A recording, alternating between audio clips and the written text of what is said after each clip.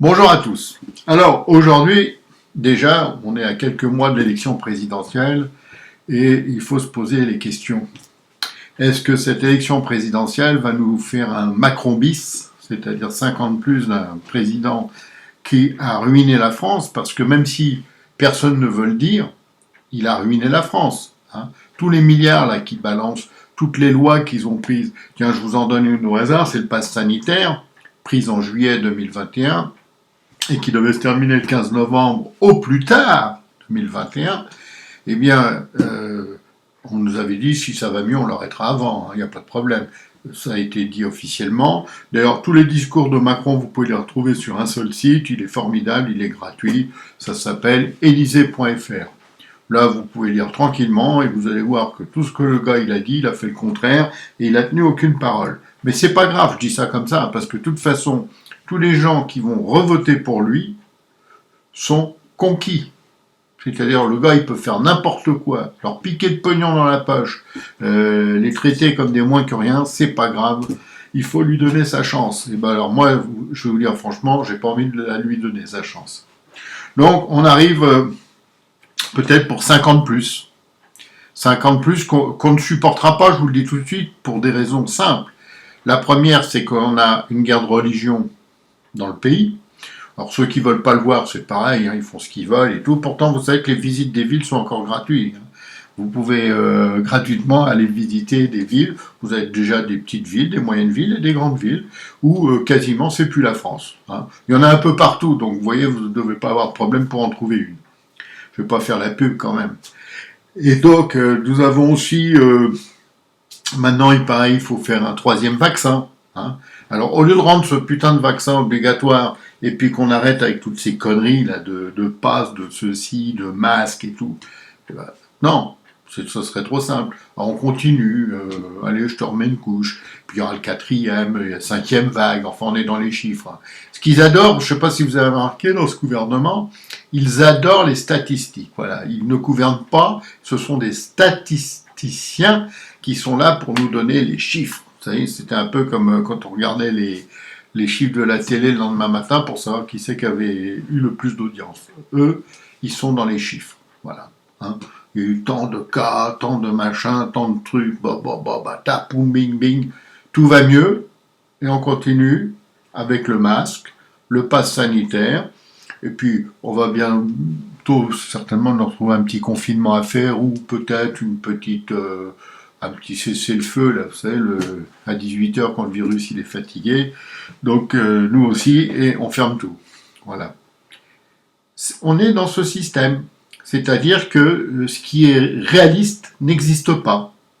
On est dans comment dire, dans un peu une forme d'ésotérisme, de monde un peu paranormal, avec le président qui est plus un roi qu'un président d'ailleurs. Moi j'ai envie qu'on l'appelle notre bon roi parce que le gars, il a tout fait comme un roi, quoi. Bon, il n'a pas le titre, hein. C'est parce qu'on ne les donne plus depuis quelque temps. Mais je suis sûr qu'il doit penser à ça dans sa tête. Il doit se dire pourquoi on ne remettrait pas le titre de roi, le roi Macron. Ça fait penser un peu au roi lion, mais c'est pas le même. Donc voilà.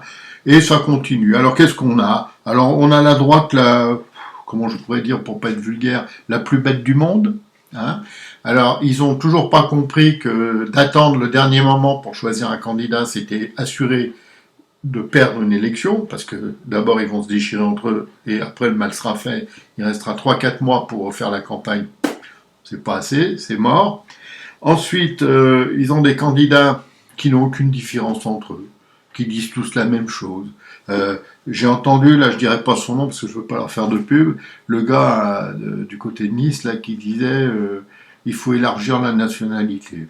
Je sais même pas ce que ça veut dire, lui non plus d'ailleurs certainement. Et voilà, c'est des gens comme ça qui se présentent à une élection présidentielle pour battre un roi comme Macron. Non, franchement, ils sont ridicules, ridicules. Après, vous avez qui? Alors, vous avez la reine-mère, Notre-Dame de Paris, Madame Hidalgo, qui, elle, s'enfonce. Bon, je serais surpris qu'elle dépasse les 5% et qu'elle se fasse rembourser. C'est son niveau, d'ailleurs, même à 4%, me semble assez haut.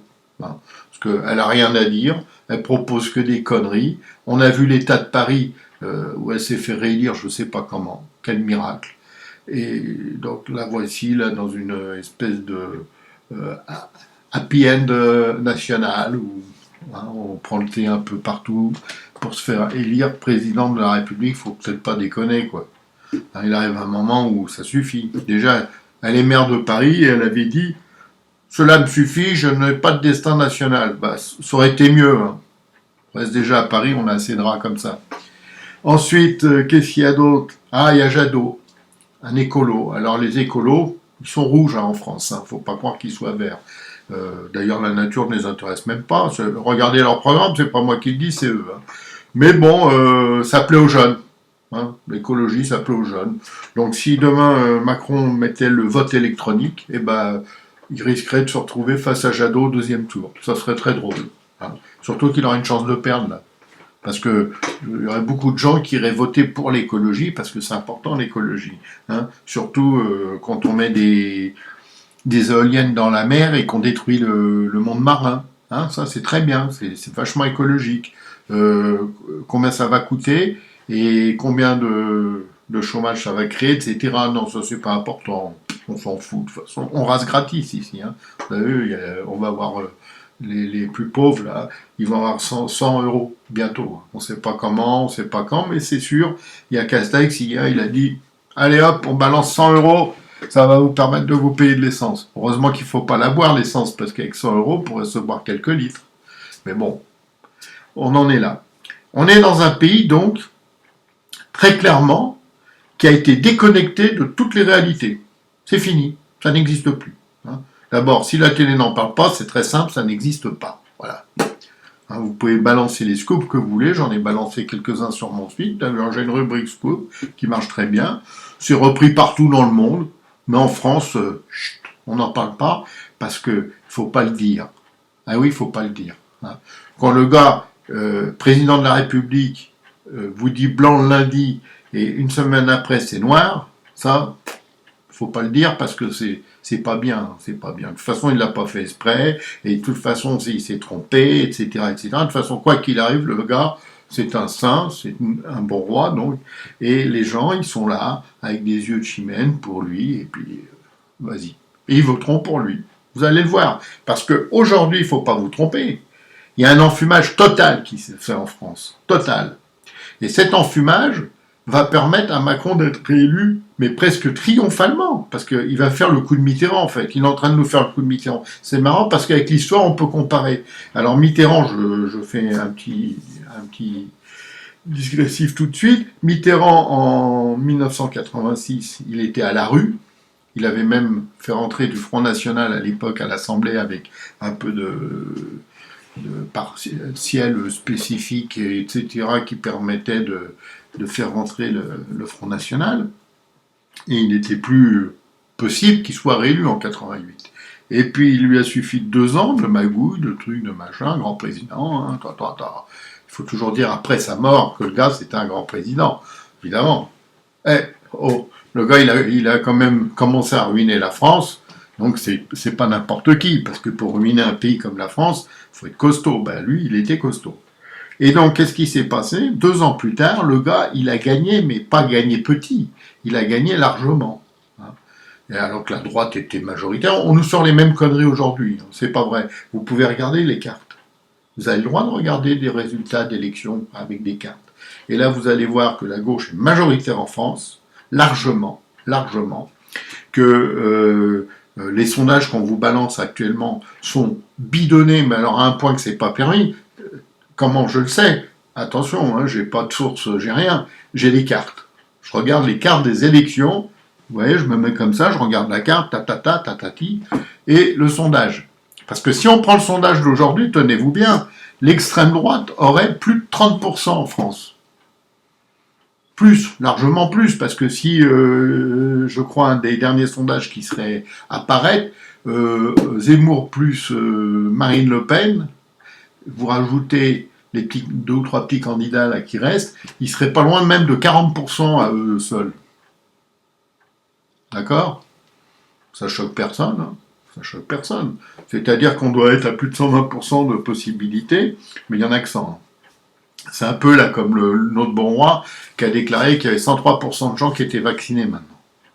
Alors, je ne sais pas comment il a 103%, je savais pas qu'on pouvait dépasser les 100% comme ça, mais bon, c'est nouveau, ça vient de sortir. D'ailleurs, notre bon roi, qui nous cache les chiffres du chômage, parce qu'il a supprimé les chiffres qu'on recevait chaque mois pour savoir où on était dans le chômage. Alors là, je dis aux gens, est-ce que vous vous promenez dans les centres-villes? Alors, je vais prendre un exemple, vous allez à Paris, c'est la capitale quand même, hein, et là, vous allez voir plein de magasins fermés, et fermés, hein, définitivement. C'est pas le jour de fermeture, c'est la fermeture définitive. Et ces magasins-là sont même dans des quartiers où il y a du monde, qui sont dits commerçants. Par exemple, vous allez dans la fameuse tour Montparnasse. Alors là, c'est comme s'il y avait eu un raz-de-marée, il n'y a plus personne. Je crois qu'il reste une surface ouverte, c'est tout. Vous allez dans des rues commerçantes de Paris, vous avez plein de rues où il y a 3, 4, 5 magasins de fermés. Donc, et on vous dit tout va bien. Les chiffres sont les suivants. Au cinéma, catastrophique. Le théâtre, catastrophique. Les restaurants, catastrophiques. En plus, avec le pass sanitaire, tout cela, ils sont déjà à moitié mourants. Et on vous dit, l'emploi reprend. Moi, j'adore, parce que autour de moi, j'ai jamais connu autant de chômeurs, mais on me dit, l'emploi reprend. Alors, je ne sais pas où. Ah, peut-être qu'il y a des endroits comme ça qu'on ne connaît pas, où le gouvernement tient des statistiques et où tout va bien. Mais alors où? Je ne sais pas.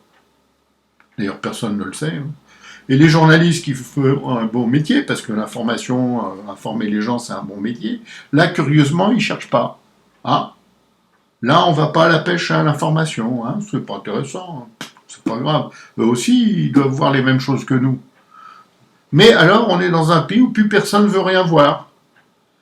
Hein, tout le monde, il est beau, tout le monde, il est gentil.